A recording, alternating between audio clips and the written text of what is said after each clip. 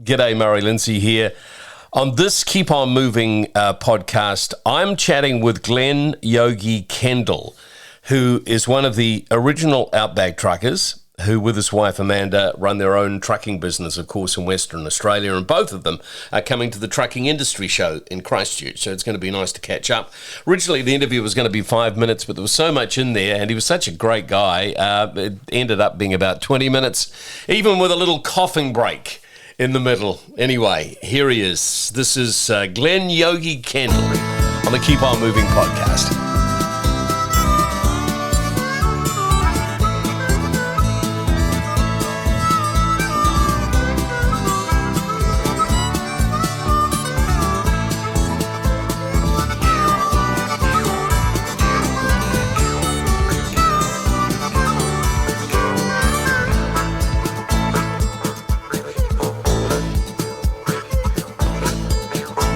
Keep On Moving, the official podcast of New Zealand Trucking Media. I've got Yogi on the line, or is it Glenn? What would you like me to call you today, mate? Mate. Well, we're mates, so all me mates call me Yogi, right? Because I look like a big bear and I understand that concept. But even every now and then my mum calls me Yogi. But yeah, Glen Kendall Trucking and Co. is my proper name. And yeah, but Yogi will do it, mate. So let's go way back. So how did you become a truck driver, Glen Yogi? So I sat next to my dad. You know, I wanted trucks. I wanted the life. I wanted everything to do with it. I love the ideas of trucks and trucking and everything around it. And yeah, so I diverted and I listened to my dad. My dad was a massive inspiration to me, and I listened to my dad. He said, boy, go get yourself a trade. You need a certificate. You've got to get a ticket. So so that's where I got the name Yogi. So I'm a tree faller, tree lopper, worked in the forestry industry for about 3 or so years. Driving machinery and dozers and wheel loaders and excavators and pulling big hardwood trees in the eastern states of Victoria. And then, so I look like a big bear because I can grow a beard in 2 days, and I was always smiling, so they called me Yogi. So that stuck, and then the itch to go trucking, I just turned 21 and I started trucking. 21, you got into trucking. Okay, so yeah. What was your first gig? You were working for someone? Yeah, I was carting roof trusses and wall frames for houses and stuff like that from northeast Victoria down into Melbourne and a little bit into Sydney, and then for a good company called Green Freight, and really nice people at the time. Big company, but good company, and good start. They put me on. Like I said, they put me on. I was just 21 when they put me on, and it was a massive step for them, and I got an opportunity, and I took the opportunity, basically. Yeah. So was that unusual for someone driving at 21 in those days? Yeah, and considering I only got my license on the Friday, so I got my truck license on the Friday. I had a job interview on the Monday, and I started the following Monday. So yeah, so complete greenhorn. You know, like no idea as to what we're going to do or how we're going to do it. But I had the confidence that I could do it, and I also had the industry backing and a bit of few bits and pieces, like the machinery driving and working in the bush. And I've loaded trucks and I've been around trucks all my life. It's all I've ever known. So I had sort of that up my sleeve. So I kind of worked out all right. I did work out all right. So yeah, here I am still doing it at 46. So who was that first boss? Who was the one that could see that you had what it takes? And he's still a mate of mine. Yeah, bloke called Dale. He's still a mate of mine. He's changed jobs and gone out on his own and done a few things in his life and wandered around. But we're still mates after 25 years. And he gave me a start, and I had an interview with him, and then I was at a company called Green Freight, which is a big company on the east coast of Australia. So you're from the East Coast, right? But correct. How did you end up on the other side of the universe? Oh, that's a long and complicated story, but we can put it down to the power of love. Oh, okay. And of which that love didn't quite go to plan. So then I met Amanda, and I moved in with Amanda, and now I'm married to Amanda, and she's coming over to Christchurch as well for TNC. So that'll be fantastic. So myself and Amanda will be at the truck show, and Amanda's a fairly big part of Kendall Trucking for what she does behind the scenes and everything that goes with it. So it's a good thing, but it's a good thing. Let's just wheel it back a wee bit. So you start. Okay, we don't want the full love story at this point, Yogi. So you're driving at 21. How long did you stick with that company for, and how long were you on the eastern seaboards for? 21, I was there for about 3 years or so. And then the itch was always to go interstate, So I was doing a changeover a bit on a Friday night for Green Freight and a few other bits and pieces, but the itch was there. So at 24, I got to start with a really good company where I was in Wangaratta, northeast Victoria. And he sort of said to me at 24, like, "Oh, you got to be 25 for insurance. Insurance is going to kill me." And I said, "Oh, mate, I'm keen." And he could see that I was keen, and I had the runs on the board as to what I was doing. And he said, "Look, don't crash." Was all he said to me, "Don't crash." And he said, "Don't do anything dumb and don't crash." So I got a job karting for Jimmy Campbell, Cam Trans, an iconic Victorian operator, and he had a handful of trucks, and I appreciate every minute of the day working with Jimmy. And then at 24, I become full-time interstate. So I was all over Australia, away for 270 nights a year, karting oversized to Tasmania and to North Queensland and to SA and anywhere, bud, So it was a good gig. But at the time, like I said, the partner I had was struggling. She'd done uni 5 years. She wanted to go around the world. I probably wanted to get off interstate. So we went to Western Australia to see if we could live together and work together, and it turns out we couldn't. So I come over to the West, help a mate out, drive a bit of road trains. Road trains are, like a lot of Kiwis, they want to go west to drive some big trucks, and it's no different to us Eastern States operators. You want to go west to drive a big truck, and I did, and and then it just didn't work out in that relationship, and I've had my ups and downs, and then I met Amanda, and then we started from there. I think the $1 million question is, you got the gig at 24. Did you have an accident? Did you do anything silly before 25? No, I'm not going to confirm or deny, Your Honour, that I didn't do anything stupid, but I didn't have an accident. So, yeah, like we were, it was a different era. So I'm 46 now, so it was a different era in trucking there, and working, and at that point in time, by the time I was 25, 26, I got a late model Kenworth in 99. Excuse me, I got a late model Kenworth in 99, which was an Aerodyne, and they were a big truck in Den. They were a big truck, and I got that at 25, and I made top of the pops. Absolute top of the pops. Okay, so we fell in love with someone. Sorry, you're right. Well, that's all right, mate. You're not dying on me there, are you? No, because I've got shows to go to. We've got things on at this point in time. So yeah, we'll get on to that. So there you are in Western Australia. Tell us how the Kendall trucking business emerged. Yeah, so that was. Again, I'll talk a little bit about Amanda, but that was back on Amanda. I met her and we moved back down to the country where she was from.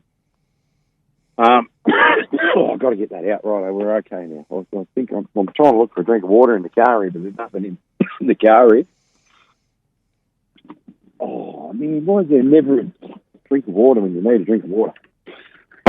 Anyway, right, we should right. So, yeah, right, back to Amanda and the business and what we did. So I was working for a company out of Perth and going pretty hard, running the Northwest and trains and triples and all points in between. And then I got a job with a local tractor dealer where we are. So then I become the transport manager for them. And I was sort of doing 60, 70 hours a week with them and living a pretty good life and on a pretty good wicket there, and life was ticking along quite nicely. And Amanda sort of said, "Why don't you branch out and do this for yourself?" I'm like, "Nah, man, there's no money in trucks. It's never going to happen, and we'll leave it at that." And then, then the more I thought about it, and the more she pushed me to do it, and she's from down there, and she's got a good family support down there. really big family down there of retired farmers now. And so we're talking, 10, 11 years ago when we set the business up.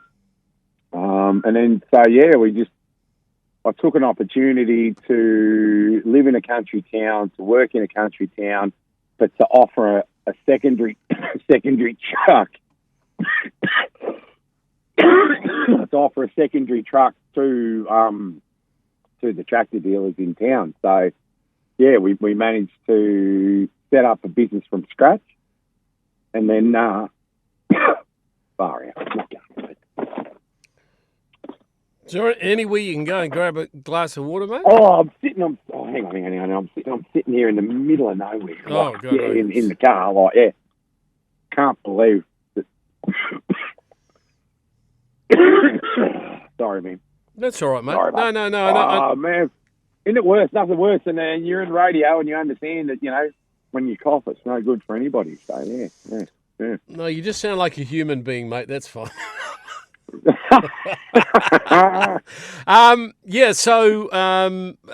Shall we move at this point on to, so how did your relationship come about with the Outback Truckers group? Well, I mean the TV. Yeah, in the TV. So we were recommended for the show. What we were doing at the time was of interest, to, like, I guess two Outback Truckers and what they were doing. They were very, very new on the scenes. We started at season 2. Season 1 was a very short season, not much to it at all. And season 1 we come on, and it was a bit of a hard decision to go on the TV. Like, we were recommended for the show, and you kind of think, this is not too bad. But we'd only just started out. We only just started the business, so I was fresh into the business. I was trying to get work. I was trying to make that business in town. So it's a big call and a big decision to sort of go, right, all right, well, let's do that. Let's make it happen and then go on national TV. So we did it. Amanda wasn't ever for it. It wasn't her cup of tea. But anyway, she did it as well. And we survived and, just built the business through social media and through, we're lucky with Outback Truckers, and also we built a strong local business, carting machinery and getting the job done, Can I ask you a personal question? You don't have to answer this. Do you actually get paid? Am I still alive? You're still alive. Mate, that's fine. Yeah, I'm right. Do you guys get paid to do that? Or is it just something you do for publicity? Yeah, something we do for publicity. I can't believe that you don't get any dosh from that because they must make a fortune out of selling that stuff around the world. Oh no, they don't. Funny enough, and it's a big question, and it's a really awkward question to tackle as to how you see yourself. So I thought I was worth money when I come back on season 2 and season 3, right? Season 3, and then it turns out there was no money offered, So the idea of Outback Truckers is observational documentary. So I wrestled with this because like I said, 10 years ago we started the business. So 10 years ago I'm 36 and thinking I'm top of the pops and know everything, as you do. And you get older and you figure out that you don't know everything and you learn every day. So that's a whole nother podcast sort of story chat on the radio. No, but we expect that because you're Australian, mate. Yeah. That's right. I'm in here on the other island at the moment. So, it's all good. So, yeah. So they don't own it, right? So they don't own. So, yes, there's dramas on the TV.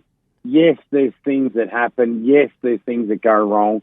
But we don't have to have anything go wrong. We want a clean run. We want to get in and out, and we want a job done right, But there's no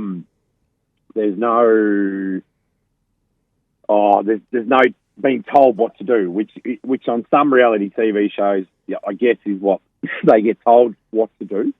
And, and we don't have any of that at all. So are you bringing Amanda across to New Zealand with you? Yep, bringing Amanda across to Christchurch. So Amanda is, a massive part of the business and how the business runs. And she's great to talk to because Amanda is a true Western Australian girl. So she grew up in country Western Australia, grew up in a rural town and a rural community, and all points in between. So Amanda is the quiet one in the relationship. So I reckon we all know that relationship, that there's people that are out there and that there's people that are not out there. And I've got my lovely wife who's going to be attending there with us, and she'll be working the stand at the New Zealand Trucking Association with me and floating around there and just making sure the business is running right and a few bits and pieces, and that's what she's doing this week. She's making sure the business is running right and a couple of bits and pieces going on because I'm on a big bird tomorrow. So, yeah. Oh, mate, we're really looking forward to catching up with you in Christchurch in a couple of weeks. You talk about being on a big bird. Perhaps we should say you're about to fly out tomorrow morning. Where are you off to? Just quickly tell us what's going on there. So tomorrow I'm flying to Accelerate, which is the Women in Trucking Conference in Dallas, Texas. So yeah, and so massive event, 3-day event and an industry-based event that I'll get to attend. And also, I think I've got a little spot there to speak. I'm sort of hoping it's going to play out well, but I've got a nice little speaking spot there, I think. And I'm there with Next Journey, brand ambassador for Next Journey travel bags, fantastic bag and sensational sort of product. And we're heading over with that. And last week, I filmed a documentary for Japanese TV. So, yeah. So basically, the fame's come from the Outback Truckers, though, right?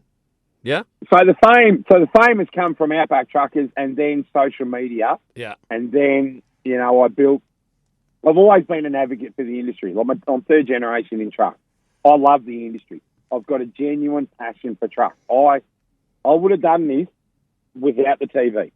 You know, the social media world and all the stuff that goes with it. I would have built a business from that without the TV because I love it. I love everything about the industry, and big and small, we love them all with trucks. I just love everything that goes on and happens and how freight moves and logistically and everything that goes with it. So I built the social media. So we got Outback Truckers, we built the social media,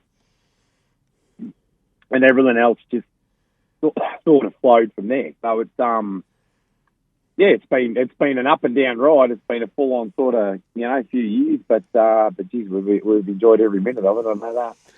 That's great, mate. As I say, I really look forward to catching up with you at the big event in a couple of weeks. You have safe travels in the next 24 hours, and this has been fun. I'm gonna put this whole interview on the radio because go for it. Yeah, no, it's like you can never pick when you're going to have a little cough and fit, and we get it, but. Also, if I can just slide it in there, because we get a lot of questions about merch. We've got hoodies and T-shirts and stuff like that sitting in New Zealand, which has been sitting there since March 2020 when we were going to the TMC truck show that we never got to because the world coughed and sneezed and it all turned badly. But we've got some Jake Break Friday merch and Kendall Trucking merch there. So, yeah, come and see us down there. We'll be working for the New Zealand Trucking Association and hopefully having a chat on the radio before then or on the day, we'll be chatting away. I look forward to seeing myself in one of those Kendall Trucking T-shirts, actually. I'll look very nice. You look like a good-looking bloke, so I look forward to seeing it as well. Well, you haven't seen me yet, mate. This is the wonderful thing about phone call. I've outlined the fact that I'm a big bear-looking bloke, and, but I think you've got the smooth voice. I think you've got the good looks to be a Kendall Trucking model. There's no doubt well, that's right. So, well, it's been fun having you part of trucking radio briefly, mate. And no worries. Thank you again for your time. Appreciate it. Oh, good on you, bud. Thanks, man.